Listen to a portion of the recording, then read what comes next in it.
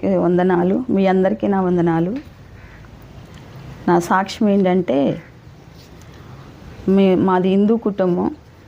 మాది ఆంధ్ర నుంచి తెలంగాణకి ఎట్లా వచ్చానో సాక్ష్యంలో చెప్తాను.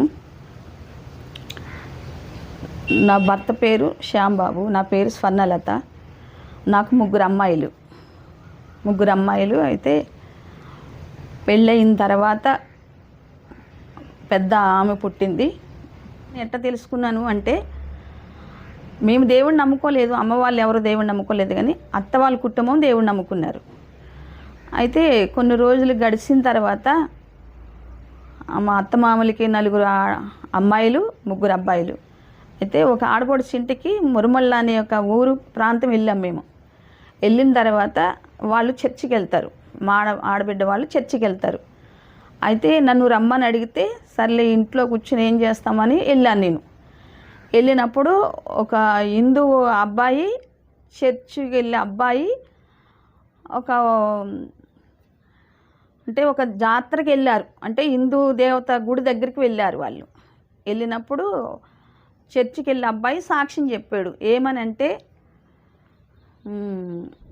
బాలయోగ అని ముమ్మిడివారం, ఆ ఊరి పేరు ముమ్మిడివారంలో బాలయోగ తీర్థం అని జరుగుతుంది.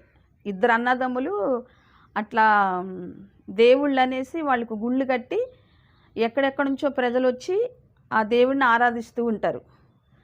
అయితే అటువంటి సమయంలో ఈ చర్చికి వెళ్ళే అబ్బాయి, హిందువుల అబ్బాయి ఫ్రెండ్స్ అవ్వటం వల్ల ఆ హిందూ అబ్బాయితో ఈ క్రైస్తవ అబ్బాయి వెళ్ళినప్పుడు చాలా ఊళ్ళ నుంచి, దేశాల నుంచి 4-5 రోజులు ఉండి దర్శించుకోవడానికి వచ్చి అక్కడ రూములు తీసుకుని ఉంటారంట. అయితే ఆ సమయంలో పోలీసు బందోబస్తు కూడా ఉంటుంది. తర్వాత ఆ సంవత్సరం ఏంటంటే, కొన్ని సంవత్సరాల నుంచి ఆ తీర్థం అలా జరుగుతూనే ఉంది. అయితే ఆ సంవత్సరం ఏమైందంటే, ఆ దేవుడికి, ఆ బాలయోగన్న దేవుడికి ఏమైందంటే, మనుషుడే అట్లా తపస్సు చేసుకుంటూ అట్లా ఉండిపోయినప్పుడు దేవుడే అక్కడ నిల్చున్నాడని గుడి కట్టేసి పూజలు చేయటం మొదలుపెట్టారు. చిన్న బాలయోగు, పెద్ద బాలయోగు, 2 అన్నదమ్ములు వాళ్ళు. అట్లనే వాళ్ళు మనుషులుగానే స్థపతిలో, అంటే ఇట్లా దేవుడు నిగ్రహంలో ఉండిపోయి వాళ్ళు అలా ఉండిపోయారంట. అట్లా ఆ అబ్బాయి చెప్పుకొచ్చిండు. అయితే నేను ఎప్పుడూ వెళ్ళలేదు, నేను ఆంధ్రాలో ఉన్నదాన్నే, ముమ్మిడివారం కూడా మాకు దగ్గరే, నేను ఎప్పుడూ వెళ్ళలేదు ఆ గుళ్ళకి, నేను వెళ్ళలే. అయితే ఆ సాక్ష్యం ఏమని చెప్పిండంటే, ఆ జనాలు ఓరికి, ఆ శబ్దానికి, ఆ మండపం మీద ఉన్న దేవుడికి ఇట్లా ఊగటం, అంటే కూర్చొని ఆ మండపం మీద కూర్చోలేకపోవటం, ఇట్లా ఊగటం అనేది చూస్తూ ఉన్నారంట. అయితే ఏంటి ఇట్లా జరుగుతుందనేసి ఒక పెద్ద డాక్టర్ని తీసుకొచ్చి చలాన్ బాటిల్ ఎక్కిచ్చారంట. అంటే మనిషే కదా అట్లా కూర్చున్నాడు, కొన్ని సంవత్సరాలు అలా ఉండిపోయాడు. అయితే చలాన్ బాటిల్ ఎక్కించిన తర్వాత అట్లా మండపం మీద కూర్చోగలిగిండంట. అయితే ఈ క్రైస్తవుడు అబ్బాయి అన్నీ చూసుకుంటూ వస్తున్నాడు. అనేకమైన దేశాల నుంచి ప్రజలు వస్తూ అక్కడ రూములు తీసుకుని దర్శనం చేసుకోవడానికి అక్కడికి వస్తూ ఉంటారు. కానీ దేవుడికే, మానవుడికి ఎక్కిచ్చే సెలాన్ బాటిల్ దేవుడికి ఎందుకు ఎక్కియాలి? మరి ఆయనకే కాపాడుకోలేనప్పుడు ఈ ప్రజల్ని ఎట్లా కాపాడుతాడు అనే ఒక సాక్ష్యము చర్చిలో చెప్పిండు. ఇవన్నీ చూసొచ్చి క్రైస్తవ అబ్బాయి హిందూ అబ్బాయితో ఫ్రెండ్స్ వెళ్ళి తీర్థమని వెళ్ళి ఇవన్నీ చూసుకుంటూ వచ్చి అక్కడ సాక్ష్యం చెప్తున్నాడు చర్చిలో. ఏమనంటే, వీళ్ళందరూ దేవుడు దేవుడు దేవుడు అనేసి మొక్కుతూ ఉన్నారు. అక్కడ మరి పోలీసు బందోబస్తు, పెద్ద జనాలు, పెద్ద అడావిడి. కానీ ఆ దేవుడికి చలాన్ బాటిల్ ఎక్కిస్తే ఆ మండపం మీద కూర్చోవడం ఏంటి? మరి తనకు తానే కాపాడుకునేటప్పుడు ఈ ప్రజల్ని ఎక్కడ కాపాడుతాడు అనేసి సాక్ష్యం చెప్పినప్పుడు అది నా మదిలో ఉండిపోయింది. అవును కదా, దేవుడైతే అందరినీ కాపాడాలి, మరి ఎందుకు ఇట్లా జరిగిందనేసి నేను ఆలోచించుకుంటూ ఆ రోజు అక్కడే ఉండిపోయాం, ఆడపడుచోళ్ళ ఇంట్లోనే ఉండిపోయాం. మళ్ళీ 2వ రోజు మా ఇంటికి వచ్చేసాం. మాది చానపల్లంక పల్లెటూరు, మా ఊరు వచ్చేసాం, అత్త వాళ్ళ ఇంటికి వచ్చేసాం. వచ్చిన తర్వాత నాకు ఆ సాక్ష్యం అనేది నా హృదయంలో ఉండిపోయింది, ఆ సాక్ష్యం. అయితే నాకు అప్పుడు యేసుప్రభు అంటే తెలియదు, ఎవరో నాకు తెలియదు అసలు. అయితే ఆ రోజు దర్శనం ఒకటి వచ్చింది నాకు. ఎట్లంటే, నేనున్న దేశం అంతా మాది హిందూ, అంటే ఆంధ్రాలో కొబ్బరి చెట్లు ఎక్కువ ఉంటాయి. ఆ చెట్లు మరి ఇంకా ఏ చెట్లయితే ఉన్నాయో మొత్తం అన్నీ తగలబడిపోతూ ఉన్నాయంట. నేను దుర్గమ్మను పూజ చేసేదాన్ని. ఆ దుర్గమ్మ గుడి కూడా తగలబడిపోతుంది. నన్ను నా తల్లి కనబడతలేదు, నా అన్నదమ్ములు కనబడతలేదు, ఎవ్వరు కనబడతలేదు. నేనే అరుస్తూ ఉన్నా, ఏంటిది అంతా తగలబడిపోతుందా, నన్ను ఎవరు కాపాడుతారు, నన్ను ఎవరు కాపాడుతాడు. నేను పూజ చేసే దుర్గమ్మ కూడా తగలబడిపోతుంది. ఆ గుడి అంతా తగలబడి నా కన్నులారా అన్నీ చూసుకుంటూ వస్తున్నా. పచ్చి పచ్చి చెట్లు, కొబ్బరి ఆకులు అన్నీ తగలబడిపోయి మంటలుగా ఆ దేశమంతా, ఆంధ్ర అంతా అంటుకుపోతుంది. ఇంక నాకు ఏం చేయాలో నాకు అర్థం కావట్లేదు. నా తల్లిదండ్రులు కనబడతలేదు, నా అన్నదమ్ములు కనబడతలేదు, ఎవరు కనబడతలేదు. నా ఆత్మ ఏమవుతుందంటే అరుస్తూ ఉన్నా, నన్ను ఎవరు కాపాడుతారు, నన్ను ఎవరు కాపాడుతారని. సడాల్ని నా నోటికి జీజస్ అనేసి వచ్చింది. నా నోటికి వచ్చినప్పుడు ఆ మాట ఎప్పుడైతే నేను నోటప్పుడు పలికానో, ఒక తెల్లటి వస్త్రాలు వేసుకుని ఆయన వచ్చి నా చేయి పట్టుకుని పైకి లేపిండు ఆ మంటల నుంచి. ఆయన లేపగానే నాకు మెలకు వచ్చేసింది. అప్పుడు నేను ఎప్పుడు తలంచలేదు కదా, సాక్ష్యం అయితే మనసులో పెట్టుకున్నా, ఆ సాక్ష్యం మనసులో పెట్టుకున్నా. కానీ దేవుడు ఆ రోజు ఎందుకు యేసుప్రభువేనా నన్ను ఇలాగా దర్శించింది అనేసి నేను మనసులో పెట్టుకున్నా. కొద్ది రోజులు, ఒక 2 సంవత్సరాలు గడిచిపోయిన తర్వాత అప్పటికే నాకు పెద్ద పాప పుట్టేసింది. ఆ పాపకి 5 సంవత్సరాలు గడిచింది. తర్వాత రెండో అమ్మాయి 3 సంవత్సరాలు గడిచిన తర్వాత ఆ రెండో అమ్మాయి కడుపును పడ్డది. కడుపును పట్టిన తర్వాత నాకు కీళ్ళ వాతులాగా వచ్చింది. వచ్చినప్పుడు నేను ఒక్కదాన్నే, మాకు ఒక అన్నయ్య, 3 తమ్ముళ్ళు, నేను. అయితే నా తండ్రి కొంచెం డింకరేసేటోడు, అంటే తాగేటోడు బాగా. దానివల్ల మా మా మా పెదనానికి అప్పచెప్పింది సంబంధం నా భర్తను. అయితే హాస్పిటల్కి వెళ్దామని మా చానపల్లంక నుంచి మా అమలాపురం వచ్చేసాం మేము. వచ్చినప్పుడు ఇక అదే హాస్పిటల్కి వెళ్దామని వచ్చినప్పుడు ఒక రోజు అయిపోయింది, రెండో రోజు నాకు తగ్గట్లే. మరి ఎందుకు వెళ్ళట్లేదమ్మా, మీరు హాస్పిటల్కి వెళ్దామని వచ్చారు కదా అనేసి అన్నది అమ్మ. అంటే ఈయన అన్నాడు కదా నా దగ్గర డబ్బులు లేవు అన్నాడు. ఇక మా అమ్మకి కోపం వచ్చింది. ఒక్క అమ్మాయిని ఈ చేతగానోడికి చేశాను నేను, నా భర్త తెరవలేక అనేసి బాధపడ్డది. అయితే ఆ నైటు అన్నయ్య కూడా చిచ్చిండి ఈయన్ని పట్టుకుని. అయితే ఆ నైట్ ఏమైందో, పండుకున్నాక నా పక్కలోంచి ఆయన లేచి వెళ్ళిపోయాడు. ఎప్పుడు వెళ్ళిపోయిండో నాకు తెలియదు, నేను నిద్రలోనే ఉన్నాను. లేచి వెళ్ళిపోయిన తర్వాత ఇంకా ఏడైనా వస్తాడు, ఏటని వెళ్ళిండేమో, వాళ్ళ ఇంటికి వెళ్ళిండేమో అనుకుని 10 రోజుల వరకు చూశాను కానీ రావట్లేదు. ఆ 10 రోజులు గడిచిన తర్వాత నేను అమ్మని తీసుకుని అక్కడికి వెళ్ళా. అప్పటికి నాకు 2వ నెల వచ్చేసింది. రెండో కడుపులో ఉన్నప్పుడు 2వ ఆమెకి 2వ నెల వచ్చింది నాకు. అయితే అత్తయ్య ఏమన్నదంటే, మీరిద్దరు కలిసి వెళ్ళారు కదా, వాడు రాలేదు ఇంటికి అని చెప్పింది. నా కొడుకుని ఏదో చేశారు మీరు అని చెప్తే, లేదు అత్తయ్య మేమేం అనలేదు అని నేను చెప్పా. తర్వాత ఏం జరిగింది అంటే, ఇక అక్కడ నాకు మంచిగా అనిపించలే. ఈయన ఎటు వెళ్ళిపోయిండు, అప్పుడు ఫోనులు లేవు, లెటర్ వేస్తే 3 రోజులు 4 రోజులు పడుతుంది, టెలిగ్రామ్ అయితే. ఈయన ఎక్కడికి వెళ్ళింది తెలియదు, ఏమైపోయిందో తెలియదు. ఇక నా మనసులో బెంగపడిపోయాను. నేను చాలా ఆలోచించుకుంటూ ఉన్నా. తర్వాత నాకు కొద్ది రోజులు అత్తమ్మ దగ్గరే ఉన్న తర్వాత అమ్మ అన్నది కదా, వచ్చేయమ్మ నా ఇంటికి వచ్చేయమ్మ అన్నది. రాను ఇక్కడే ఉంటానని అమ్మని పంపించేసి అత్తయ్య దగ్గరే ఉండిపోయాను. అత్తయ్య దగ్గర ఎన్ని నెలలు ఉన్నానంటే 3 నెలలు. నా కడుపులో పాపకి 7వ నెల వచ్చేదాకా అత్తయ్య దగ్గరే ఉన్నా. ఇక అమ్మని వెళ్ళిపోమన్నా నేను అత్తయ్య దగ్గరే ఉన్నా. అప్పటికి 7వ నెల వచ్చేసింది నాకు. అప్పుడే 6వ నెల పూర్తయి 7వ నెల వచ్చింది. అయితే అత్తయ్య వాళ్ళు దేవుణ్ణి నమ్ముకున్నారు. ఆడబడుసులు అత్తయ్య దేవుణ్ణి నమ్ముకుంటే వాళ్ళు అక్కడ మీటింగ్ జరుగుతున్నాయి. 3 రోజులు సభలు పెట్టారు, వాళ్ళ చర్చిలో సభలు పెట్టినప్పుడు నాకు ఒంటరిగా ఉండబుద్ధి కాక నేను వెళ్ళాను. చూద్దాం ఎట్లా ఉంటుందో, అసలు ఈ సభలు అంటున్నారు కదా ఎలా ఉంటుంది అనేసి. ఆ దర్శనం వచ్చిన తర్వాతే నేను ఆ దర్శనాన్ని వచ్చింది, దాన్ని పక్కా పెట్టాను. అప్పటికి నేను ఇంకా దేవుడి దగ్గరికి వెళ్ళాలని ఆలోచన రాలే. ఎప్పుడైతే నాకు నా భర్త చెప్పా పెట్టకుండా వెళ్ళిపోయిండో, ఇక నాకు మర్యాద పట్టుకుని అత్తయ్యతో ప్రార్థనకి వెళ్ళా. 3 రోజులు సభలు జరిగినాయి. ఆ 3 రోజుల సభల్లో అమ్మ వాళ్ళు ఏమన్నారంటే, నువ్వు అతను వస్తే మాట్లాడొద్దు, మీకు 2వ పెళ్లి చేస్తా, ఇక నువ్వు వెళ్ళొద్దనేసి అమ్మ వాళ్ళు మాట్లాడారు. నేను అది మనసులో పెట్టుకున్నా. నేను ఒక పాప ఆల్రెడీ నాకు ఒక పాప. నేను రెండోసారి గర్భిణితో ఉన్నా. నేను మళ్ళీ ఎలా రెండో పెళ్లి చేసుకోవాలనేసి ఆలోచన మీద ఉన్నా. అయితే ఆ సభలో ఏం చెప్పారంటే దైవజనులు, భర్త ఉండగా భార్య పెళ్లి చేసుకోకూడదు. భార్య ఉండగా భర్త పెళ్లి చేసుకోకూడదు. అది వ్యభిచారంతో సమానం అనేసి సేవకులు చెప్పారు. చెప్పినప్పుడు నేను ఒకటే అడిగాను. 3 రోజుల సభల్లో నేను బాప్తిసం తీసేసుకున్నా. ఆ 3 రోజుల సభల్లో నాకు దేవుడంటే అనుభవం లేదు, తెలీదు. ప్రార్థన ఎట్ట చేసుకోవాలో కూడా నాకు తెలీదు. అయితే నాకు తీసుకోవాలి, బాప్తిసం తీసుకోవాలి, దేవుడిని నమ్ముకోవాలి అనిపించింది ఇంకా. ఆ 3 రోజుల సభల్లో దేవుడి సన్నిధిలో బాప్తిసం తీసుకున్నా. అక్కడ నాకు స్వర్ణలత అని పేరు పెట్టారు. తర్వాత 3 రోజులు అక్కడ గడిచిపోయింది. అత్తయ్య కూడా చాలా సంతోషపడ్డది. నా దేవుడినే నా కోడలు నమ్ముకుందని సంతోషపడ్డది. తర్వాత ఇంటికొచ్చేసాం. ఇంటికొచ్చిన తర్వాత అమ్మ వచ్చింది మళ్ళీ. అమ్మ వచ్చి నువ్వు ఇక్కడ ఉండొద్దు ఒక్కదానివి అని ఇంటికి తీసుకుని వచ్చేసింది. మా ఇంటికి అమలాపురం వచ్చేసాం మేము. వచ్చిన తర్వాత మళ్ళీ అక్కడి నుంచి చిన్న పల్లెటూరు పెద్దమ్మ వాళ్ళు ఉంటారు.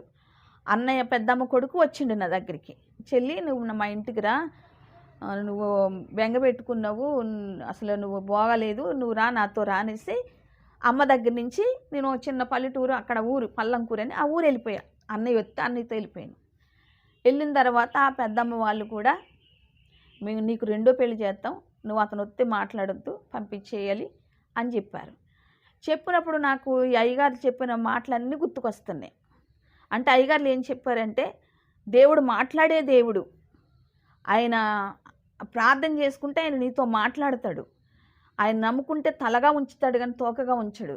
ఆయన మాట్లాడే దేవుడు సజీవుడు, ఆ రాయి కాదు రప్ప కాదు, ఆయన మాట్లాడే దేవుడు అని చెప్పినప్పుడు ఆ మాటలన్నీ నాకు గుర్తు చేసుకుంటా ఉన్నా. పెద్దమ్మ వాళ్ళ ఇంటికి వెళ్ళినప్పుడు వీళ్ళు మళ్ళీ పెళ్లి చేస్తామంటున్నారు కదా, మరి సేవకులు భర్త ఉండగా పెళ్లి చేసుకోకూడదని చెప్పారు, మరి నేనెట్లా రెండో పెళ్ళి ఎట్లా చేసుకుంటాను?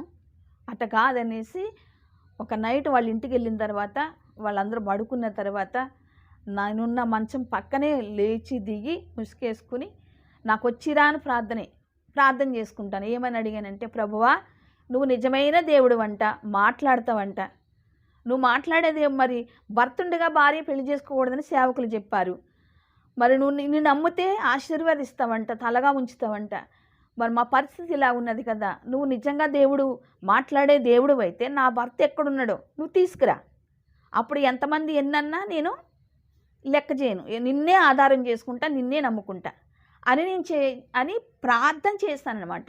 నాకు వచ్చి రాను ప్రార్థన చేసుకున్నప్పుడు ఆ మాటలు మాట్లాడుతూ ఉన్నప్పుడే నా ముందున్నంతా తడిచిపోయింది. అసలు నా కన్నీళ్ళు ఎట్లా వచ్చినాయో నాకు తెలీదు. అయితే ప్రార్థన చేసుకుని పండుకున్న తర్వాత ఒక దర్శనం వచ్చింది నాకు. ఎట్లంటే, ఈయనంట మనుగురులో ఉన్నాడంట. మనుగురులో పెంకుడిల్లు తీసుకున్నాడు. ఆ పెంకుడింట్లో 2 నెలలకు సరిపడగా సామానం తెచ్చుకున్నాడు. ఆయన సైకిల్ షాప్ పెట్టుకున్నాడంట. అయితే ఆ సైకిళ్ళన్నీ కనబడుతున్నాయి నాకు. అయితే అక్కడి నుంచి మనుగురు నుంచి నన్ను తీసుకెళ్ళటం కోసం మనుగురు అమలాపురం వచ్చిండు, అమ్మ వాళ్ళ ఇంటికి వచ్చిండు. వచ్చినప్పుడు నేను అక్కడ లేని, పెద్దమ్మ వాళ్ళ ఇంటికాడ ఉన్నా. అయితే మా చిన్న తమ్ముడు ఒకడు చీనని ఒకడు ఉన్నాడు. వాడికి 20 రూపాయలు ఇచ్చి అక్కని తీసుకెళ్తాను నేను అని చెప్పి పెద్దమ్మ వాళ్ళ ఇంటికి వచ్చిండు. ఈ దర్శనం వచ్చిన తెల్లారే వదిన నా పక్కన కూర్చుంటే నేను రాత్రి నైట్ వచ్చిన దర్శనం అంతా చెప్తా ఉన్నా వదినకి. ఏమనంటే, ఇలా మీ తమ్ముడు వచ్చినట్టు కాలు వచ్చింది వదిన, పలానా మనుగురులో ఉన్నాడంట, నన్ను తీసుకెళ్ళటానికి వచ్చిండు, మళ్ళీ తమ్ముడికి ఒక 20 రూపాయలు ఛార్జీకి డబ్బులు ఇచ్చింది కూడా నాకు కనబడుతుంది, ఇవన్నీ నేను చూస్తున్నా, సైకిల్ షాప్ పెట్టుకున్నాడంట, 2 నెలలకు సరిపడగా సామానం తెచ్చుకున్నాడంట, ఇవన్నీ నాకు దర్శనంలో చూశాను వదిన అని చెప్తా ఉన్నా. మొత్తం నైట్ వచ్చిన కళ అంతా కూడా వదినతో చెప్తా ఉన్నా.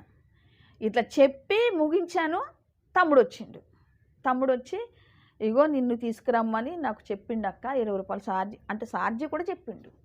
దర్శనంలో ఏదైతే నేను చూశానో అదంతా తమ్ముడు మళ్ళీ చెప్పిండు. నాకు 20 రూపాయలు ఇచ్చి నిన్ను తీసుకురమ్మన్నాడు, మనుగురులో ఉన్నాడంట, సైకిల్ షాప్ పెట్టుకున్నాడంట, 2 నెలల వరకు సామాను తెచ్చుకున్నాడంట. దర్శనంలో చూసినవన్నీ తమ్ముడు మళ్ళీ రివర్స్ అన్నీ నాకు చెప్పుకుంటూ వచ్చినప్పుడు, వదిన హిందువులు, మేమందరం హిందువులే కదా, వదిన కూడా హిందువులే, వాళ్ళ కుటుంబం కూడా. అసలు ఆ దర్శనం చెప్పగానే వదిన ఆశ్చర్యపోయిందనమాట. అసలు కళ రావటం ఏంటి, ఆ కళ నిజం అవటం ఏంటి మణి అని అడిగింది. అంటే నేను దేవుడు నమ్ముకోకముందు పేరు మణి, నా పేరు. అడగగానే అప్పుడు నేను చెప్పా, దేవుడు మాట్లాడే దేవుడు అంట వదిన, అందుకే దేవుడు నాకు దర్శనం ఇచ్చిండు, అని వదినతో చెప్పడం, మళ్ళా చెప్పడం జరిగింది. నేను వెంటనే మళ్ళీ రెడీ అయ్యాను వచ్చేయటానికి. అయితే పెద్దమ్మ వాళ్ళు కూడా పెళ్లి చేస్తాము, రెండో పెళ్లి చేస్తాము అన్నప్పుడు వాళ్ళు మళ్ళీ మాట్లాడకుండానే వాళ్ళే బట్టలు చదిరి తమ్ముడితో నన్ను పంపించేశారు. ఇంటికొచ్చిన తర్వాత అమ్మ కూడా అసలు మెట్టే ఎక్కనివ్వద్దు, తను వస్తేనని అన్న తల్లి కూడా ఏం మాట్లాడలేదు.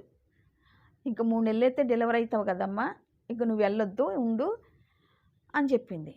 నేను ఒకటే నిర్ణయించుకున్నా, దేవుడు ఇది చేసిన దేవుడు డెలివరీ సమయంలో ఎవరిని ఎలా ఉంచాలో ఆయనకి తెలుసు. నేను నమ్మాను. ఆయన నాకు దర్శనం ద్వారాగా నా భర్తను తీసుకొచ్చిండు. అది కూడా అది ఎలా జరగాలో ఆయనే చూసుకుంటాడు అనేసి నేను 2 జతల బట్టలు పట్టుకుని, వండుకునే పాత్రలు పట్టుకుని నేను ఈ మనుగురు రావటం జరిగింది. దర్శనం ద్వారాగా ఈ మనుగురు వచ్చాను నేను. ఆ దర్శనంలో ఏ పెంకుడిల్లు అయితే చూశానో, ఏ సైకిల్ షాప్ చూశానో, 2 పరుగు సమాన సరుకులు చూశానో, అవన్నీ కూడా నా కళలోకి వచ్చినవన్నీ కూడా ఇక్కడ ఉన్నాయి. నేను ఏవైతే చూసానో అన్ని వస్తువులు ఇక్కడ ఆ పెంకుడింట్లో నేను చూశాను. చూసినప్పుడు నాకు ఆశ్చర్యం అనిపించింది. అవును ప్రభా, నువ్వు మాట్లాడే దేవుడువు, గొప్ప దేవుడువు అని నా మనసులో అనుకున్నా. అప్పటికి 7వ నెల వచ్చేసింది. 7వ నెల వచ్చిన తర్వాత అక్కడ చర్చికున్న రోజులు చర్చికి వెళ్ళాను. తర్వాత ఇక్కడికి వచ్చిన తర్వాత చర్చికి ఎక్కడికి వెళ్ళాలో తెలియలేదు నాకు. బాప్తిస్మం అక్కడే తీసుకున్నాను కదా నేను, మరి ఇక్కడ చర్చికి వెళ్ళాలి కదా, ఎట్లా ప్రభా అనేసి నా మనసులో అనుకుంటా ఉన్నా.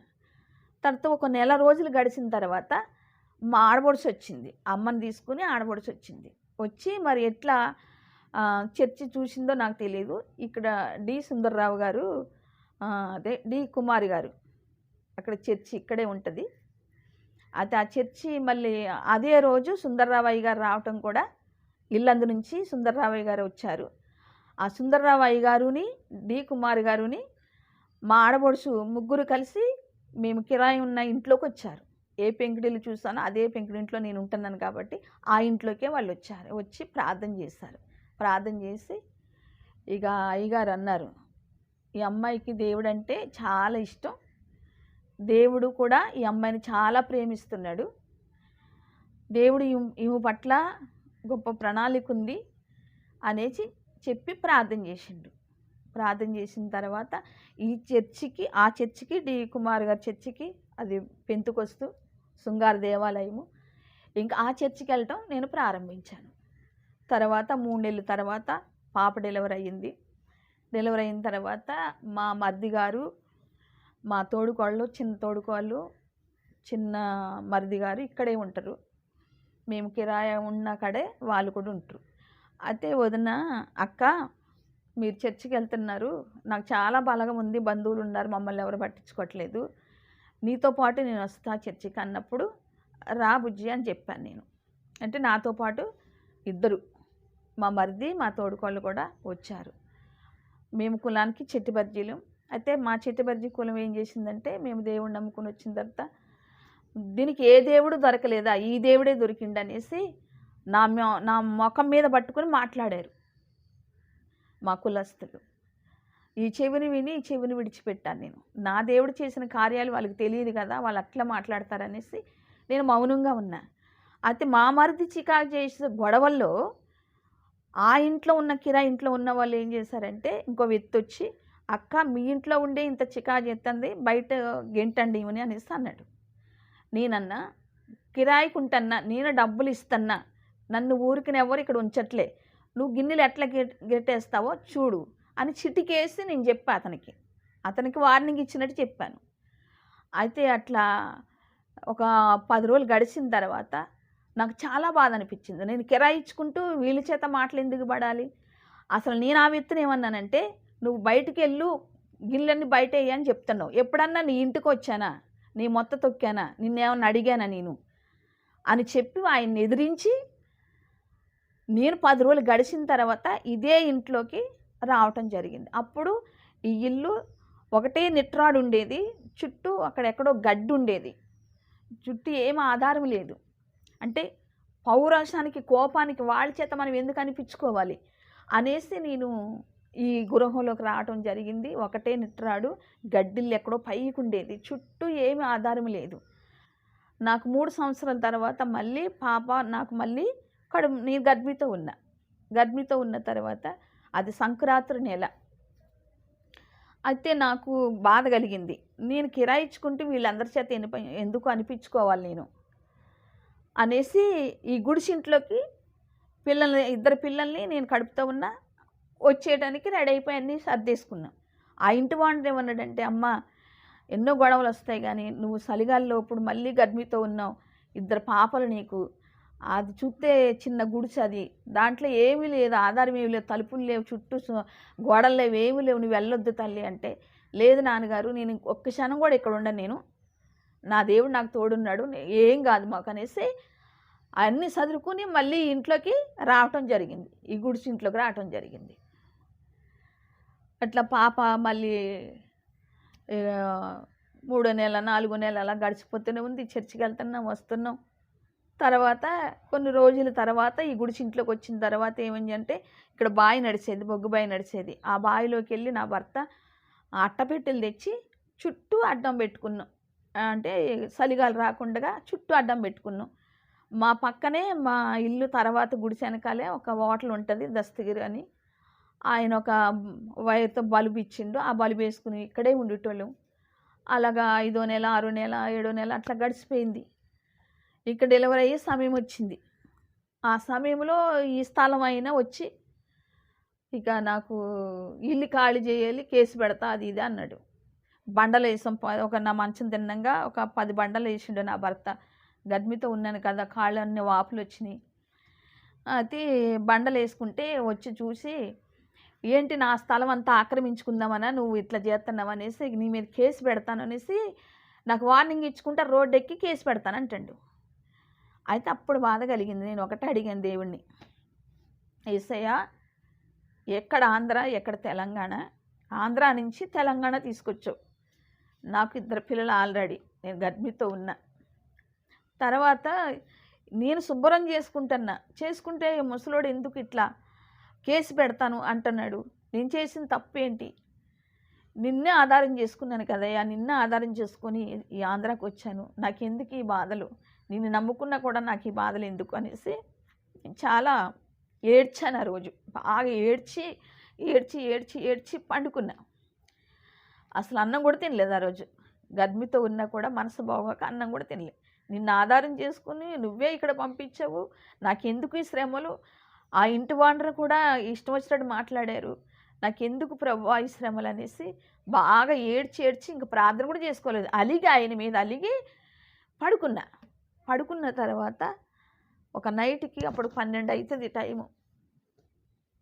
అయితే నా తలంపాలు కాడికి వచ్చిండు. తెల్లటి బట్టలు వేసుకొని ఇంటిగాలైన ముసలాయనలాగే తెల్లటి బట్టలు వేసుకుని వచ్చి, నేను ఏడ్చి పండుకున్నా కదా, పండుకున్న సమయంలో నా తలంపాలు కాడికి కూర్చున్నాడు. కూర్చుని ఇట్లా తల మీద చెయ్యేసి 3 సార్లు ఇట్లా అన్నాడు. తల మీద చెయ్యేసి నవ్వుకుంటా, అమ్మ ఎందుకు ఏడుస్తున్నావు, ఇది నీదే, శుభ్రం చేసుకో అని చెప్పి మెలకు చెప్పగానే ఆయన ఇంకా మళ్ళీ నాకు కనబడలే.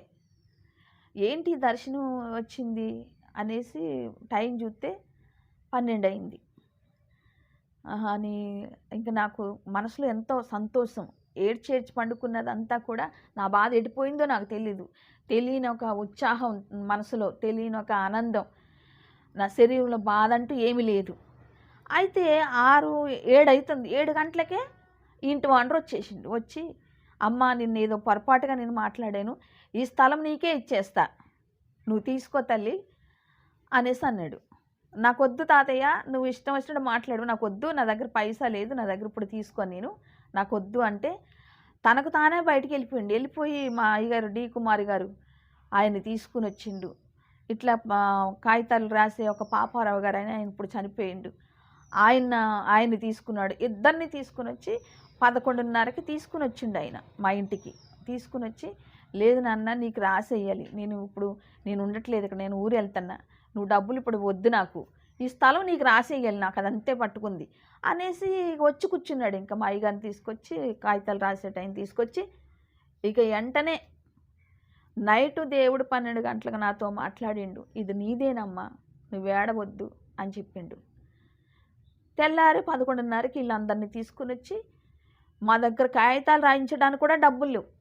అయితే మా వెనక హోటలున్న దస్తగిరి చేటి గారని ఆయన దగ్గర రూ. 50 తీసుకున్నా మా పేరు రాయటానికి.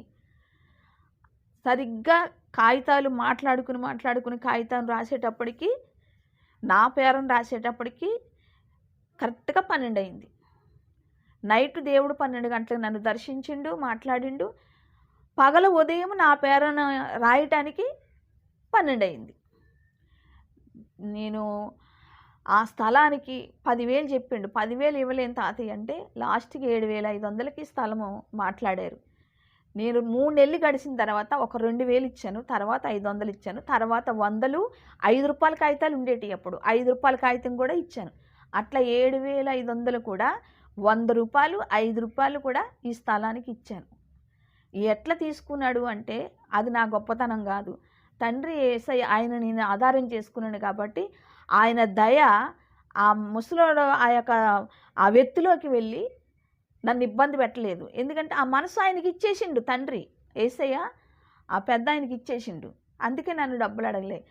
తండ్రి అంటే ఆయన తలుచుకుంటే ఏదైనా జరుగుతుంది అనేది నాకు అర్థమైందనమాట. ఆ రోజు నన్ను ఇక్కడికి తీసుకురావటం, నాకు 2 పిల్లలు ఇక్కడికే వచ్చిన తర్వాత పుట్టడం, ఇవన్నీ దేవుని కృప, దేవుని దయ.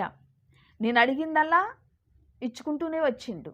ఆ రోజు నా భర్త విషయంలో ప్రార్థన చేసినప్పుడు అది నెరవేర్చుకున్నాడు. తండ్రి నేను అక్కడ అడిగిన దాన్ని ఇచ్చిండు. నిన్నే నమ్ముకుంటాను ప్రభా, ఎంతమంది నన్ను కూడా నిన్నే ఆధారం చేసుకున్నా నా భర్తను తీసుకురా అంటే నా భర్తను అట్టనే తీసుకొచ్చిండు. నేను మరుగురులో దర్శనం ద్వారా రావటం జరిగింది, ఈ ఇంట్లోకి రావటం జరిగింది. అలాగా నాకు ఈ ఇల్లు రాసేసిండు పెద్దయిన, ఈ ఇల్లుని అలాగే ఇచ్చిండు. అట్లా చిన్నమ్మాయి కూడా పుట్టింది. కొద్ది రోజులు గడిచిన తర్వాత మాది సైకిల్ షాప్. అప్పుడు ఆ సైకిల్ షాపు సరిగా నడిచేది కాదు, మేము పోషించబడటానికి చాలా కష్టంగా ఉండేది. అయితే కొద్ది రోజులు మళ్ళీ బజ్జీల బండి పెట్టారు, అది కూడా సరిగా నడవలే. అయితే నేను ఈ ఊరు వచ్చిన తర్వాత 3 సంవత్సరాలు పొలం పనికి పోయాను. పొలం పనికి పోతే అందరూ అక్కడ గుత్త పనులు, ఇక్కడ ఆదివారం చర్చికి వెళ్ళటానికి ఉండేది కాదు. నువ్వు రాకపోతే డబ్బులు రావు అనేవారు. ఒక వారం అసలు చర్చికి వెళ్ళటానికి ఉండేది కాదు. ఒక రోజున చాలా బాధ కలిగింది. ప్రభువా, నన్ను ఆంధ్ర నుంచి తెలంగాణ తీసుకొచ్చావు, నేను ఆదివారం నీ మందిరంలో ఉండకుండా పొలం పనిలో నేను ఉండవలసి వస్తుంది. ఇది నాకు అవసరమా ప్రభా? ఇది ఇలాగైతే నాకు వద్దు, నువ్వు నాకు ఏదన్నా చూపి, నాకు ఏదన్నా ఆధారం ఇయ్యి అనేసి నేను ఆ రోజు దేవుడిని అడగటం కూడా జరిగింది. అడగటం అంటే ఇక ఆ రోజు కూడా అలిగాను తండ్రి మీద. ఆ రోజు కూడా అలిగాను, నన్ను ఆంధ్ర నుంచి తెలంగాణ తీసుకొచ్చి పొలం పనులు పంపడానికి నన్ను తీసుకొచ్చావా ఇక్కడికి, నీ మందిరంలో ఉండకుండా అనేసి నేను దేవుడు హక్కుతో తండ్రిని ఎలాగా మన శరీరకమైన తండ్రిని ఎట్లా అడుగుతామో అట్లా తండ్రిని అడగటం జరిగింది. ఎందుకు ప్రభువా, నేను పొలం పనికి వెళ్ళాలి, నీ మందిరంలో లేకుండా నాకు అవసరం లేదు ఇది అనేసి ఆ రోజు కూడా అలిగి ఉన్నా. అయితే చర్చికి వెళ్ళడానికి కూడా ఇష్టపడలేదు ఆ వారంలో. అయితే ఆ వారంలో ఒక సహోదరి నాకు ఫ్రెండ్స్గా ఉంటుంది, ఆ సహోదరి ఇంటికి ప్రార్థన వెళ్ళాలి, ఆమె వెళ్ళకపోతే ఫీల్ అవుతుంది అన్నట్టు ఆమె ఇంటికి నేను వెళ్ళినప్పుడు అక్కడ ప్రార్థన జరుగుతూనే ఉంది, పాటలు పాడుతూనే ఉన్నారు. మా మందిరంలో ఒక సహోదరికి ప్రవచన వరం ఉంది. ఆమె ఏం చేసిందంటే, నేను అలిగిపోయాను, ప్రార్థనలో ఉన్నా, ఇక నాకు పక్కన దుఃఖమే ఉంది. సరే సడాల్ని పాటలు పాడుతూ ఉంటే సడాల్ని వచ్చి నన్ను పట్టుకుని కుమార్తె, నువ్వు చింతిస్తున్నావు, నేను చూస్తున్నా, నువ్వు చింతపడొద్దు, నీకు ప్రతిఫలాన్ని ఇస్తాను, నువ్వు నా సేవలో వాడబడు అనేది ప్రవచనం చెప్పింది. అప్పుడు వచ్చిన తర్వాత నేను వచ్చి ఆ ప్రార్థన అయిపోయి వచ్చి పండుకున్నాక, ఏమి ఇస్తాడు ప్రతిఫలం అన్నాడు దేవుడు, ఏమి ఇవ్వబోతున్నాడు నాకు అనేసి నేను అనుకుంటూ పండుకున్న తర్వాత నాకు మళ్ళీ ఒక దర్శనం వచ్చింది. ఎట్లంటే మా మామయ్య కూడా దేవుడు నమ్ముకుని చనిపోయిండు. మా మామయ్యలాగా తెల్లటి వస్త్రాలు వేసుకుని వచ్చి నా పక్కన నుంచి చేతి నిండా డబ్బులు పట్టుకుని నా దగ్గర నిలబడ్డాడు. అమ్మా, ఈ డబ్బులు తీసుకో, నువ్వు చాలా కష్టపడుతున్నావు, ఏమన్నా కొనుక్కో అనేసి మా మామయ్య అట్టుకొచ్చి నాకు డబ్బులు ఇచ్చిండు, చేతి నిండా తీసుకొచ్చి చేతిలో పెట్టిండు. పెట్టిన తర్వాత మా చుట్టూ మేము అలా ఉన్నాము, మా చుట్టూ మేము ఓట్లు పెట్టినట్టు ఆ ఇడ్లీలు దోశలు ఇవన్నీ నాకు కనబడతా ఉన్నాయి. అట్లా ఆ నైటు ఆ దర్శనం వచ్చింది. ఆ దర్శనం వచ్చిన తెల్లారే నా భర్త ఫ్రెండ్ ఒకడు వచ్చి, ఒక ఆయన వచ్చి, ఏరా మన ఇద్దరం హోటల్ పెడదాము అనేసి చెప్పారు. అప్పుడు నేను అనుకున్నా, ప్రభువా నైటు నాకు దర్శనం చూపించావు, ఓహో ఇదేనా అనేసి అప్పుడు నేను గ్రహించానన్నమాట. అంటే ఆ విధంగా ఏంటంటే నా భర్త ఫ్రెండ్ ఎవరంటే అనుకుంటారు వాళ్ళిద్దరు. అయితే వచ్చి అదే వారంలో, ఎన్నో నెలలు గడవలేదు, అదే వారంలో, ప్రవచనం చెప్పిన వారంలో మేము హోటల్ పెట్టాం. ఆ వ్యక్తి వచ్చి నా భర్తకు అన్నీ చూపించి, సాంబార్ ఎట్లా పెట్టాలి, దోశలు ఎలా వేయాలి, ఇడ్లీ పిండి ఎట్లా కలపాలి, ఇడ్లీలు ఎట్లా వేయాలి అన్నీ నా భర్తకు చూపించి అన్నీ నేర్పించి ఆ వారంలోనే మాకు 1000, 1500, 2000 అమ్మటం ప్రారంభమైంది.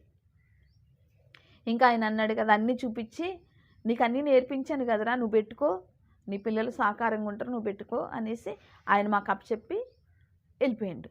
ఆ హోటల్ పెట్టిన తర్వాత సమృద్ధి అనేది నేను చూసా. దేవుడు ఏదైతే నీకు ప్రతిఫలం ఇస్తాను అని చెప్పిండో చాలా ఇబ్బందులు పడ్డాం. మరి హోటల్ పెట్టకముందు చాలా ఇబ్బంది పడ్డాం, కుటుంబం గడిచేది కాదు. హోటల్ పెట్టకముందు పెద్ద అమ్మాయికి వివాహం జరిగింది. వివాహం అయినప్పుడు కూడా చాలా బాధపడ్డాం, మా చేతిలో ఏమీ లేదు, దేవుడే జరిగిచ్చిండు. కొంత సహాయం వల్ల అట్లా పెళ్ళి అయ్యింది. తనకేమీ మేము కూడా పెట్టలేకపోయాం.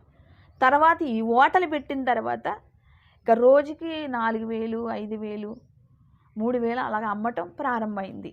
నా చేతికి డబ్బులు ఇచ్చింది, చేతి నిండా డబ్బులు పెట్టింది. ప్రభువా ఈ సమృద్ధి కోసమేనా నాకు చూపించావు అనేసి నేను అప్పుడు చాలా సంతోషపడ్డా. ఇక హోటల్ నడవటం ప్రారంభమైంది, అన్నీ సమృద్ధిగా ఉన్నాయి. చాలా ఆర్థిక పరిస్థితి అనేది అన్నీ పోయినాయి. మాకు ఇంకా ఏమీ లేదు, కష్టాలు అనేవి పోయినాయి అనమాట. హోటల్ పెట్టిన తర్వాత నేను పనికి పోయేది లేదు. ఇక హోటల్ చూసుకోవటం, నేను సేవలో వాడబట్టడం జరుగుతుంది. సాయంకాలం ఎక్కడ ప్రార్థన ఉన్నా నా పిల్లల్ని తీసుకుని వెళ్ళిపోయేదాన్ని. ఆదివారం నా కుటుంబం అంతా ఆదివారం దేవుడి సన్నిధిలో అలాగా జరుపుకుంటూ నా బిడ్డల వివాహం కూడా, ఇద్దరు పిల్లల వివాహం కూడా దేవుడు ఎవరిని చేయమంటే వాళ్ళని చేయటం జరిగింది. దేవుడు మాట్లాడి, ప్రవచనం ద్వారాగా మాట్లాడి ఆ రెండో అమ్మాయికి వివాహం చేయటం జరిగింది. వాళ్ళ క్యాస్ట్ వేరే క్యాస్ట్లు, మా క్యాస్ట్ కాదు.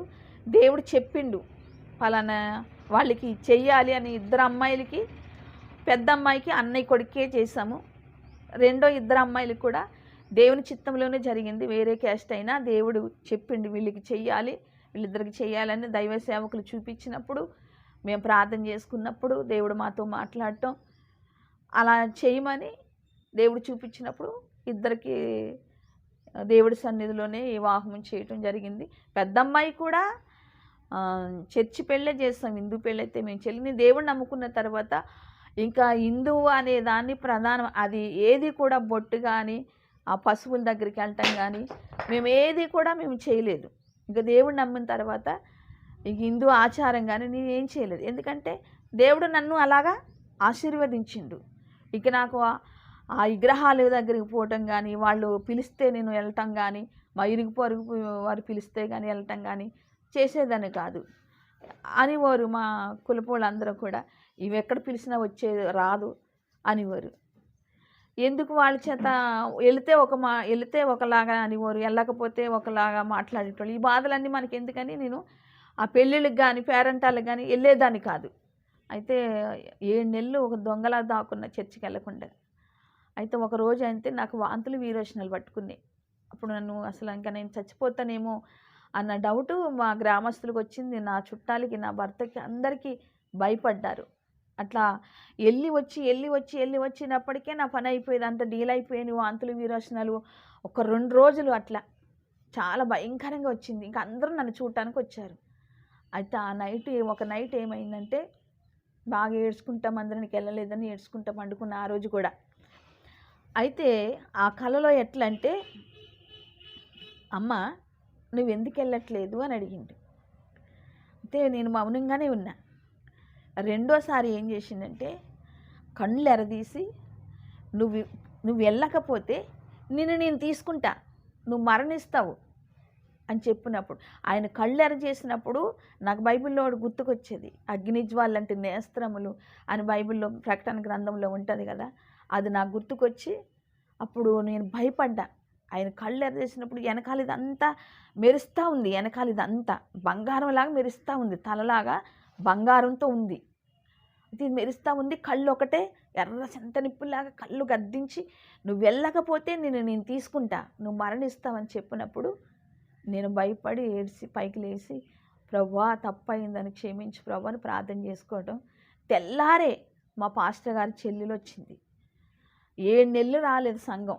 7 నెలలు రాలేని సంఘం పాస్టర్ గారి చెల్లెలు వచ్చి నన్ను మందలియడానికి వస్తే ఆమెను పట్టుకుని ఏడ్చేసాను. తర్వాత 1 గంటకి సంఘం అంతా వచ్చారు.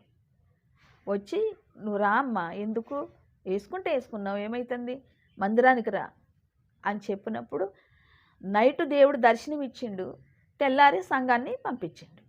మళ్ళీ నేను చర్చిలోకి వెళ్ళటానికి దేవుడు అవకాశం ఇచ్చిండు. అంటే ఏ విషయంలోనూ కూడా దేవుడు నన్ను విడిచిపెట్టలేదు. అలాగే నేనంటే ముందు జరిగిన సాక్ష్యం నేను చెప్పలేకపోయాను. ఏంటంటే ఈ ఊరు వచ్చిన కిరాయి ఇంట్లో నుంచి ఈ ఇంట్లోకి వచ్చిన తర్వాత నా భర్తకి 24 గంటలు నొప్పి వచ్చింది. అదే రోజు మేము ప్రేయర్ పెట్టించుకున్నాం. ఆ ఇంట్లో ఆ గుడిసెలో ప్రేయర్ పెట్టించుకున్నప్పుడు అందరూ వెళ్ళిపోయారు.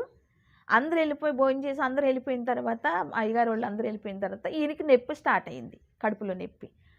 అయితే బోలర బక్కలు పండుకొని చాలా బాధపడుతున్నాడు. ఇక మా మరిదిని అందరినీ పిలిచి హాస్పిటల్కి తీసుకెళ్ళాం. ఇక్కడ ప్రభాకర్ సార్ అని డాక్టర్ గారు ఉండేవారు, ఇప్పుడు లేరు. ఆ డాక్టర్ గారు ఏమన్నారంటే, ఈయనకి ఆల్రెడీ పేగు పగిలిపోయిందమ్మా, ఈయన బతకడు అని చెప్పినప్పుడు మళ్ళీ కొత్తగూడెం రమేష్ బాబు హాస్పిటల్ తీసుకెళ్ళారు. కొత్తగూడెం తీసుకెళ్ళినప్పుడు ఆయన కూడా ఏమన్నాడంటే, ఈయన బతకడమ్మ, చనిపోయే స్థితిలో ఉన్నాడు ఆయన, బతకడు, పేగు బరస్ట్ అయిపోయింది, కడుపు అంతా పట్టేసిందని ఆ రమేష్ బాబు గారు డాక్టర్ గారు చెప్పారు. నేను ఒకటే అనుకున్నా, ప్రభువా నువ్వంటే ఏంటో తెలియనప్పుడు నేను తెలుసుకున్నా, నువ్వు సజీవుడువు, మాట్లాడే దేవుడువు. నా భర్తని ఎక్కడున్నాడో తెలియని స్థితిలో ఉన్నప్పుడు పలానా మనుగుల్లో ఉన్నాడని నాకు దర్శనం ఇచ్చావు. నా భర్తను నాకు తీసుకొచ్చి నాకు అప్పగించావు. నాకు 3 ఆడపిల్లలు ఇచ్చావు. ఇప్పుడు నా భర్తను ఎట్ట తీసుకుంటావు నువ్వు తీసుకోవు. కానీ ప్రజలు భయపడుతున్నారు. మా అయ్యగారు భయపడ్డారు, సంఘం భయపడ్డారు. కానీ నాలో భయం అనేది రాలే. ఎందుకంటే ఆయన మాట్లాడుతున్నాడు, నా స్వరంతో మాట్లాడుతున్నాడు. ఆయన నాకెందుకు భయం?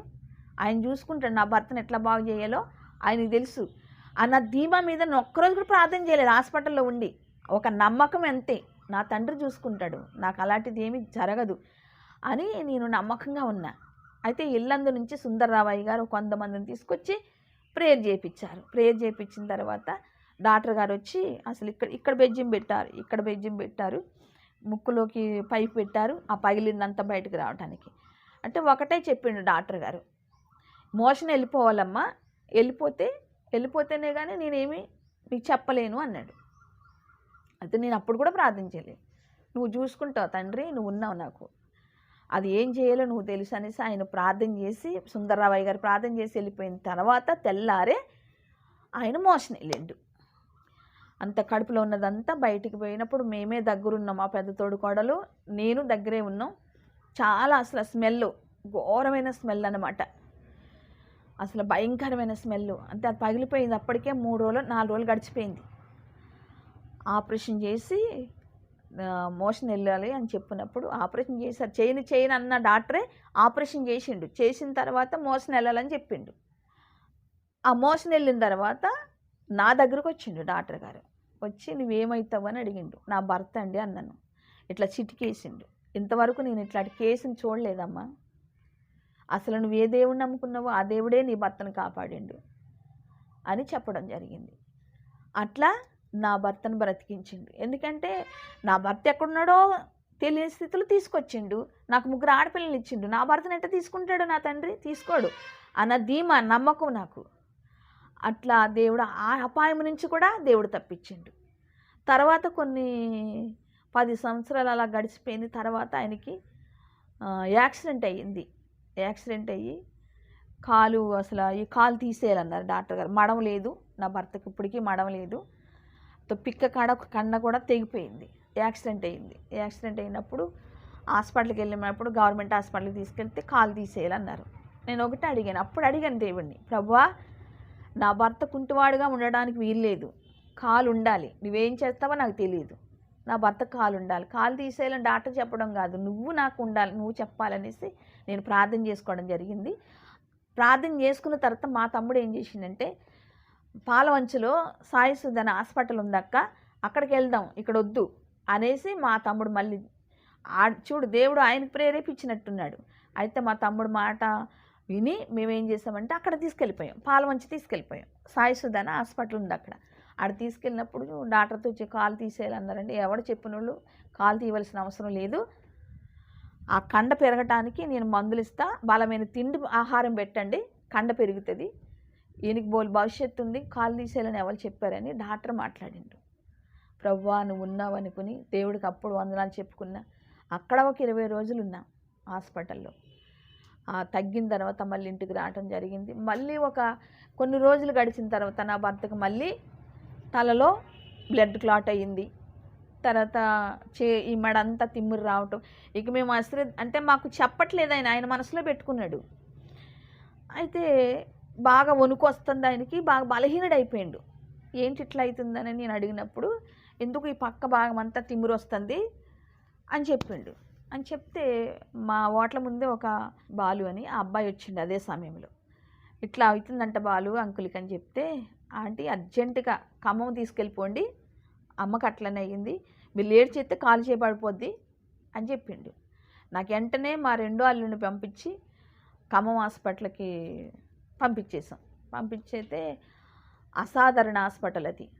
అక్కడ తీసుకెళ్ళినప్పుడు ఆయన చూసి ఈయనకి వెంటనే జాయిన్ చేయాలి, హాస్పిటల్లో జాయిన్ చేయాలి, వారం రోజులు ఉండాలి అని చెప్పిండు. అయితే వాళ్ళు ఏం పట్టుకెళ్ళలేదు, బట్టలు డబ్బులు ఏం తీసుకెళ్ళలేదు, మేము మళ్ళీ వస్తాం సార్ అనేసి మా అల్లుడు ఏం చేసిండు, ఈయన తీసుకుని వచ్చేసిండు. వచ్చిన తర్వాత కూడా మేము హాస్పిటల్కి పోలేదు. మా మూడో ఆడబొడుసు కూతురి పెళ్ళి, మురముళ్ళ అనేసి అంటన వాళ్ళ అమ్మాయి పెళ్ళి. అయితే ఆ డాక్టర్ గారు ఏం చేశారంటే, బీపీ వచ్చింది అప్పుడు 350 రూపాయలు, అంటే బీపీ పెరిగింది, షుగర్ ఏమో 350 ఉంది. షుగర్ వచ్చింది, బీపీ వచ్చింది, అందులోనే ఇక అన్నీ వచ్చినాయి ఆయనకి ప్రాబ్లం. అయితే బీపీ ట్యాబ్లెట్ ఒకటి, షుగర్ ట్యాబ్లెట్ ఒకటి ఇచ్చిండు ఆయన. ఇచ్చినప్పుడు ఆ ట్యాబ్లెట్లు 4 తెచ్చుకున్నాడు. ఆ 4 ట్యాబ్లెట్లు పట్టుకుని మేము ఆంధ్ర వెళ్ళిపోయాం పెళ్ళికని. ఆంధ్ర వెళ్ళిపోయి పెళ్ళి చూసుకున్నాం. తెల్లారే మళ్ళీ కొంచెం ప్రాబ్లం అయ్యింది. ఇంకా అక్కడి నుంచి ఆ మురమళ్ళ నుంచి రాజమండ్రి వచ్చేసాం. పాప వాళ్ళ రాజమండ్రిలో ఉంటారు. ఆ రాజమండ్రి వచ్చి హాస్పిటల్లో జాయిన్ చేసాం. ఆయన చూసి ఒక 4 రోజులు హాస్పిటల్లో ఉంచి, పర్లేదమ్మా మందులు వాడాలి, కానీ జీవితకాలం బతుకున్న రోజులు మందులు వాడాలని చెప్పారు. లేకపోతే ఆ టైంలో నేను దేవుడిని ఆధారం చేసుకోకపోతే, నా దేవుడు నా పక్షాన లేకపోతే ఆ చెయ్య కాలు గుంజేది, నా భర్త ఈ రోజున నా కళ్ళ ముందు అలాగ ఉండేటోడు. కానీ డాక్టర్లో కూడా దేవుడు ఉండి నా భర్తను బాగు చేయటానికి కూడా దేవుడు సహాయం చేసిండు. ఆ రోజు మొదలుకొని ఈ రోజు వరకు నా భర్త చనిపోతాడని చెప్పారు. డాక్టర్ కూడా కష్టం అమ్మ చెప్పలేమన్నాడు. అప్పుడు కూడా అంటే 350 బీపీ పెరిగింది, తర్వాత షుగర్ పెరిగింది, తర్వాత బ్లడ్ క్లాట్ అయ్యింది. ఇవన్నీ కూడుకున్నాయి నా భర్త శరీరంలో. ప్రభువా నువ్వు ఉన్నావు నాకు.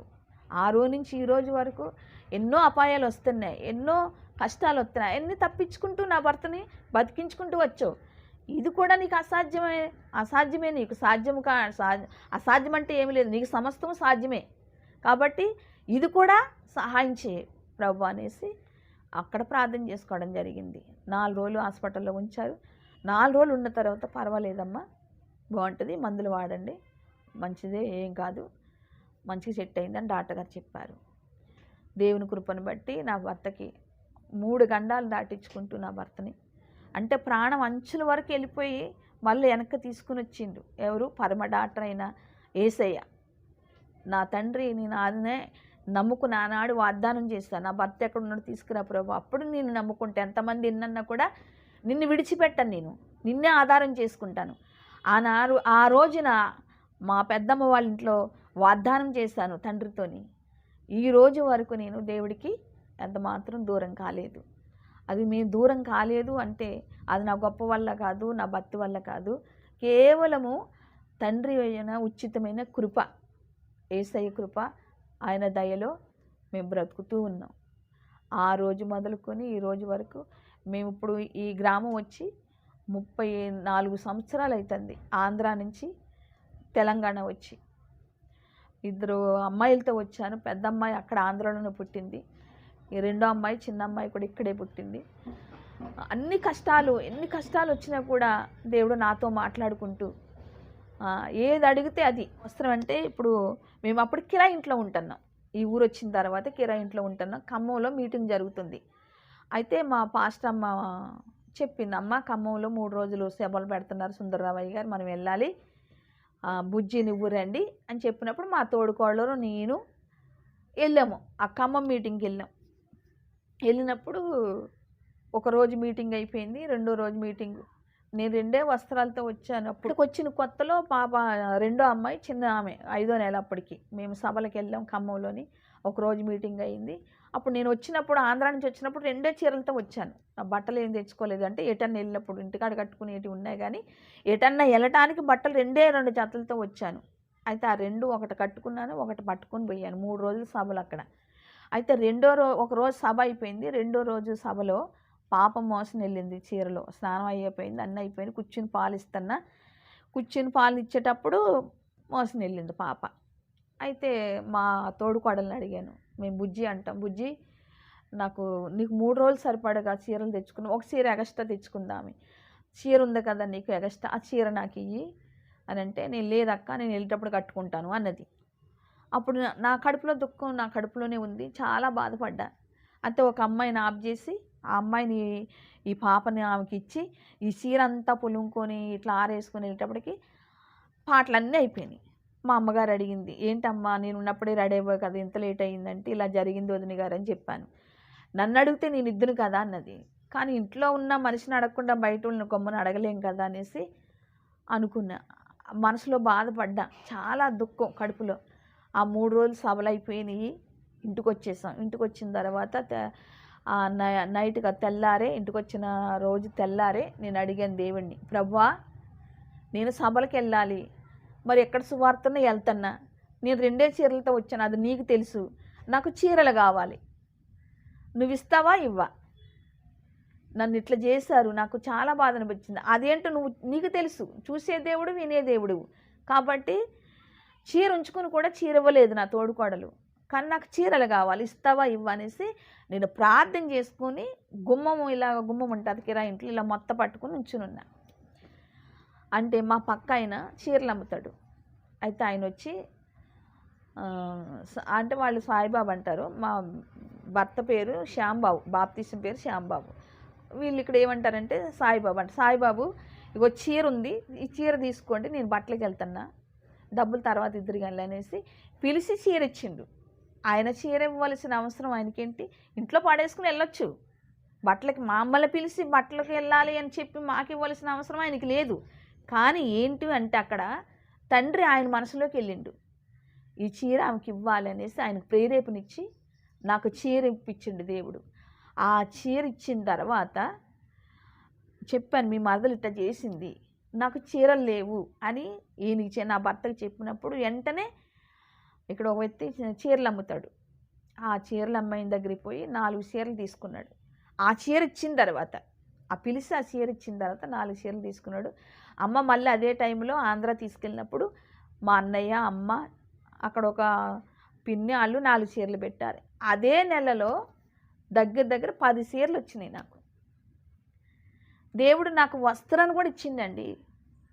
నేను ఏది అడిగితే, చిన్నపిల్లలు తండ్రిని ఏదో అడుగుతారు కదా, నాకు చాక్లెట్ కావాలి అది కావాలని అడుగుతారు కదా, నేను అలాగే తండ్రిని నాకు ఇది కావాలయ్యా, నాకు అది కావాలి, నువ్వు నాకు ఎందుకు ఇవ్వు అంటే ఇట్లా హక్కుతో, తండ్రి మీద నా హక్కుతో అడిగేదాన్ని, అట్లా ఉండేదాన్ని. టీవీ కూడా చూసేదాన్ని కాదు, భయపడేదాన్ని. దర్శనాలు వచ్చేటి, నాకు ఏది కావాలంటే అది వెంటనే దర్శనం ద్వారా చూపించేటోడు. నాకు ఇది కావాలి ప్రభు అంటే అది దర్శనం ద్వారాగా. అట్లా మేడ మిద్దలు లేకపోవచ్చు, కానీ తినటానికి తిండి, వస్త్రాన్ని కట్టుకోవడానికి బట్ట, నాకు ఏ లోటు కూడా లేదు. ఆ రోజు మొదలుకొని ఇప్పుడు వరకు నేను బట్టలు బీరువాలు ఇప్పుడు ఏ చీర కట్టుకోవాలో కూడా నాకు తెలియదు. అన్ని చీరలు ఉన్నాయి. ప్రార్థనలు పోవాలంటే ఈ చీర కట్టుకోవాలా, ఆ చీర కట్టుకోవాలా అని అంత కాడికి తీసుకొచ్చిండు. ఎవరు అంటే నా యేసయ్య, నా తండ్రి నన్ను ఆశీర్వదించిండు. ఎందుకంటే నేనన్నీ కూడా నాకు హిందువురాలు కాబట్టి హిందూ ప్రకారంగా ఉన్నప్పుడు నాకు దేవుడి సహాయం అంటే ఏంటో నాకు తెలియదు. నేను ఎప్పుడైతే యేసయ్యని ఆధారం చేసుకున్నానో, దేవుడిని నమ్ముకున్నానో, అప్పటి నుంచి ఆయన్ని అడగటం తెలుసుకున్నా. ఇప్పుడు సేవకులు చెప్పారు, ఆయన మాట్లాడే దేవుడు, నువ్వు అడిగితే ఇచ్చే దేవుడు అని చెప్పినప్పుడు అదే మనసులో పెట్టుకొని, ఇది కావాలి యేసయ్య, నాకు ఇది కావాలి తండ్రి, నాకు ఇది అని అడగటం ప్రారంభించాను. ఆయన ఇవ్వటం నాకు అలవాటు చేసింది. నేను అడగటం, ఆయన ఇవ్వటం. అట్లా నా జీవితం అలాగా గడిచింది. ఇప్పుడు వరకు కూడా నాకు ఏది కూడా నా తండ్రి లోటు చేయలేదు. నేను అడగటం, ఆయన ఇవ్వటం, నేను అడగటం, ఆయన ఇవ్వటం. ఇక చివరి దినాల్లో అంటే 3 అమ్మాయిలకి పెళ్ళిళ్ళు అయిపోయినాయి దేవుడి సన్నిధిలో. దేవుడు ఎవరినైతే చూపించాడో వాళ్ళకే చేశాను. మా కులం ఏమన్నా అనుకొని, ఏమన్నా చేసుకొని, నా దేవుడే నాకు సాయం చేసి, నా దేవుడు చెప్పింది నేను చేయాలని వేరే క్యాస్ట్ అని కూడా చూడలేదు.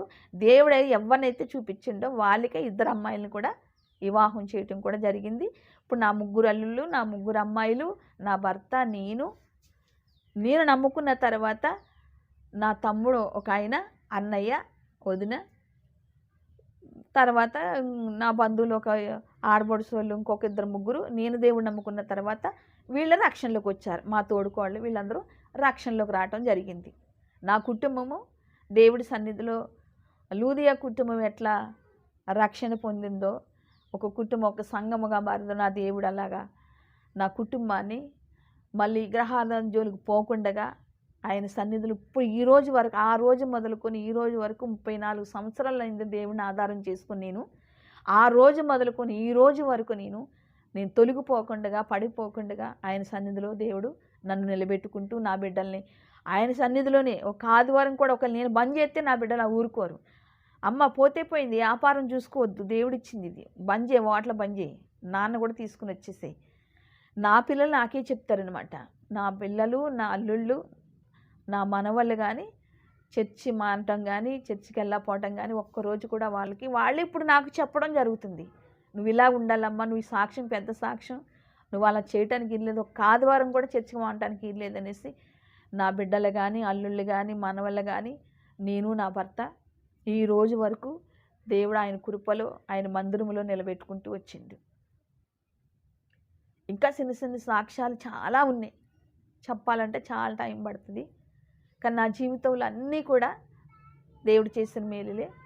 కాబట్టి ఆయనకి నేనేమి ఇవ్వలేను, కానీ నా బ్రతుకు దినములన్నీ కూడా ఆయన సన్నిధిలో బ్రతకాలి, నేను జీవించాలి, ఇంకా సాక్షిగా నిలబడాలని నా సాక్ష్యము మీ అందరూ వినాలి, మీరు కూడా రక్షణ పొందాలి అనే ఆశతో ఈ సాక్ష్యం చెప్తున్నా. ఈ సాక్ష్యం దేవుడు దీవించునుగాక. Praise lord.